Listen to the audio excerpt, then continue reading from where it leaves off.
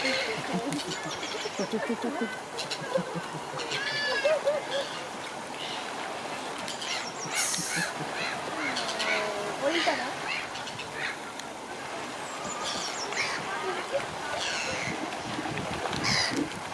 afternoon everyone, welcome to our penguin habitat today. My name's Iona, I'm one of the zoo rangers here at the zoo this afternoon.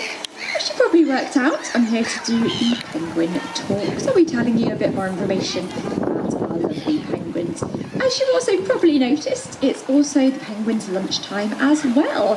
So our keepers have got some nice tasty fish for them. It's called sprat. As you can see, it's like a small silvery fish. It's very similar to what they would eat out in the wild.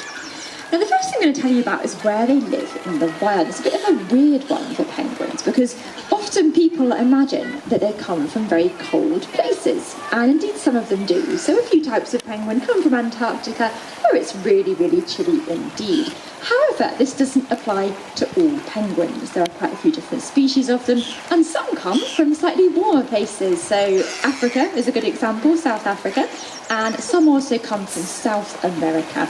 And that is in fact where our type of penguin comes from in the wild. This species is known as a Humboldt penguin, and you find them living in the wild off the coast of Chile and Peru. And in fact, the weather there is actually apparently very similar to this country. So sometimes it's quite warm, and sometimes it's quite cold as well. So our penguins are very used to this kind of climate. So at the moment you can see that a lot of them are in the water, and that is really where they're kind of in their element really. So they've got a lot of adaptations or features which help them when they're surviving in that particular habitat. And one of those is that they're quite speedy, so you might be able to see them swimming quite fast. They can reach speeds of up to about 15 miles an hour.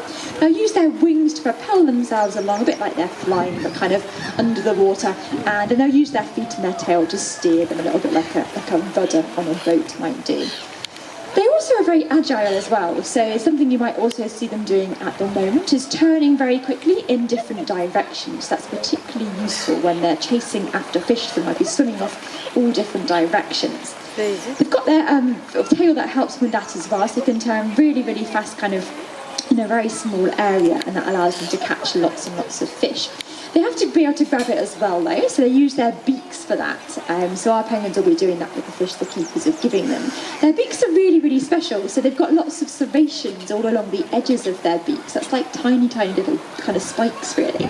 And that helps them to grip the fish. If you can imagine trying to hold a fish with all its scales on, it's quite a sort of slippery, slimy kind of thing to hold really, isn't it? But the penguins have got their really spiky beaks to help them with that.